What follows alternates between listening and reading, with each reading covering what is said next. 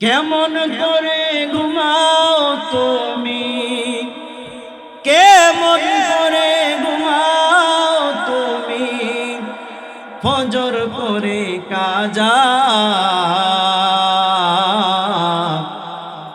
এমনও তো হতে পারে জোহরে জানাজা তোমার, এমনও তো হতে পারে জোহরে জানাজা। মানুষ কেমন করে ঘুমাও তুমি, কেমন করে ঘুমাও তুমি, ফজর করে কাজা। এমনও তো হতে পারে জোহরে জানাজা তোমার, এমনও তো হতে পারে জোহরে জানাজা। মুসলিম হয় না জন্ম নিলে মুসলমানের ঘরে, কাফের মুমিন তফাৎ হয় সালাতের উপরে, মানুষ নামাজের উপরে। মুসলিম হয় না জন্ম নিলে মুসলমানের ঘরে, কাফের মুমিন তফাৎ হয় সালাতের উপরে। ওই জীবনে নামাজ যেন, এই জীবনে নামাজ যেন হয় না কবু কাজা। আল্লাহ রাব্বুল ইজ্জত ওয়াল জালাল নবী মুহাম্মদুর রাসূলুল্লাহ সাল্লাল্লাহু আলাইহি ওয়াসাল্লাম এমন ভাবে যখন প্রশ্নগুলা করতে লাগলেন, আল্লাহ রাব্বুল আলামিন সঙ্গে সঙ্গে সূরাগুলা নাজিল করে দিলেন। আল্লাহ রাব্বুল আলামিন বলেন, আলাম নাশরাহ লাকা সাদরাকা ওয়া ওয়াদা'না আনকা ওয়িজারাক আল্লাযী আনকাযা যাহরাক ওয়া রাফা'না লাকা যিকরাক।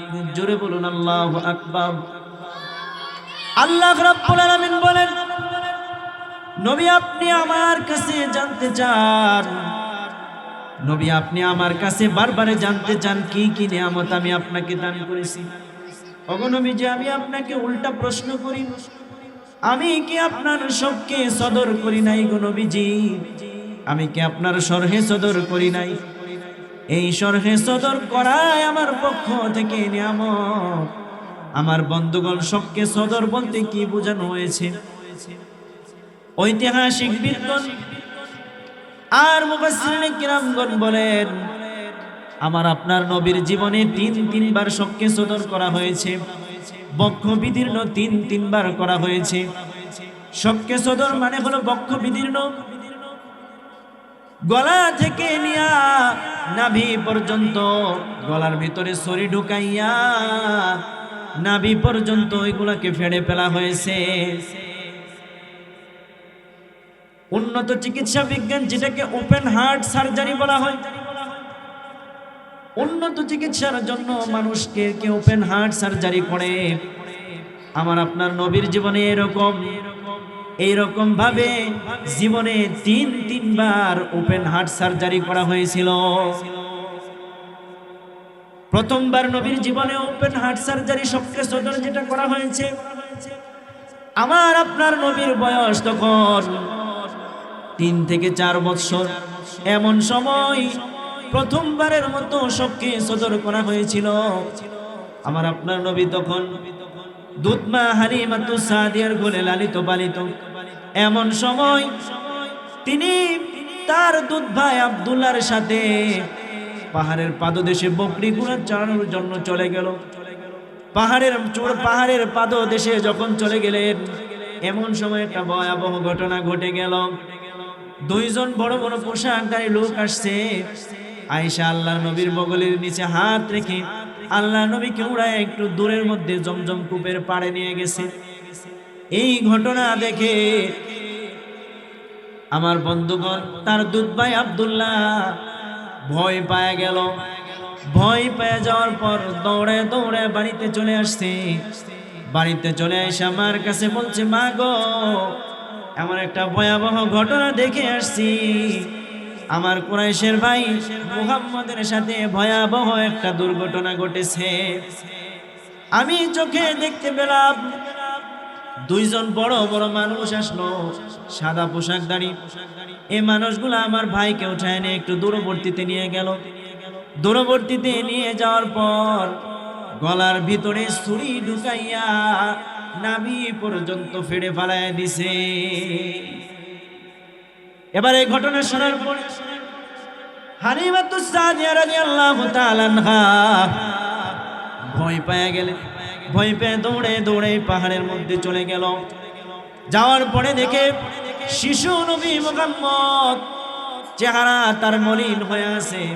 আমার বন্ধুগণ, শিশু নবী মাথাটা নিচের দিকে দিয়া কি যেন চিন্তা করতেছে। চেহারা চাঁদের মতন চেহারা মলিন হয়ে গেছে। আল্লাহর নবী চিন্তায় নিমগ্ন। এমন সময় হালিমাতুস সাদিয়া রাদিয়াল্লাহু তাআলা আসলেন। আসার পরে বলেন, মুহাম্মদ, কি ঘটনা শুনলাম, ঘটনা সত্য নাকি গো? তুমি তোমার মুখেই খুলে বলো। আমার বন্ধুগণ, শিশু নবী এবার বলেন, আম্মা জান, এই যে ঘটনা, জীবনে আমার সাথে এরকম ভয়াবহ দুর্ঘটনা ঘটে নাই। দেখতে পেলাম দুইজন বড় বড় মানুষ, জুব্বাধারী মানুষ, সাদা কাপড়ওয়ালা বড় বড় মানুষ। এমন বড় মানুষ আমি আমার জীবনেও দেখি নাই। দুইজন এবার চলে আসলো, আমার হাতে ধরে উড়ায়া উড়ায়া দূরে বর্তী একটা জায়গার মধ্যে নিয়ে যাওয়া হলো। সুন্দর করে জমজম কূপের পাশে আমাকে শোয়া দিল। শোয়া দিয়া সুন্দর করে গলার ভিতরে ছুরি ঢুকাইয়া নাভি পর্যন্ত ছুরি দ্বারা আমাকে ফেড়ে ফেলাইয়া দিছে। কেমন করে ঘুমাও তুমি, কেমন করে ঘুমাও তুমি, ফজর করে কাজা। এমন তো হতে পারে জোহরে জানাজা তোমার, এমন তো হতে পারে জোহরে জানাজা। মানুষ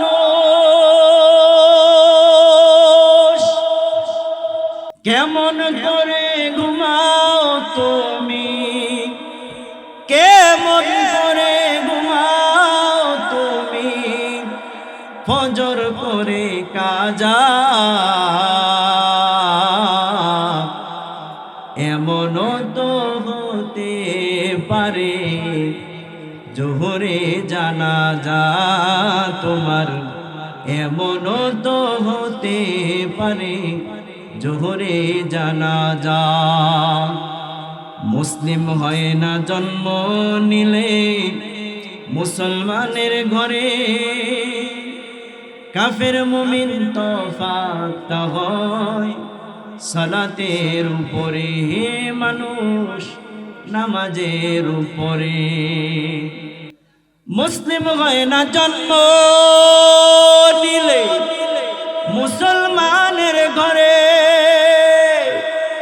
কাফের মুমিন তফাৎ হয় সালাতের উপরে। ওই জীবনে নামাজ যেন, এই জীবনে নামাজ যেন হয় না কবু কাজা। এমন তো হতে পারে জোহরে জানাজা তোমার, এমন তো হতে পারে জোহরে জানাজা। কেমন করে ঘুমাও তুমি, হতে পারে জোহরে জানাজা তোমার, এমনও তো হতে পারে জোহরে জানাজা। ঠিক কিনা বলেন?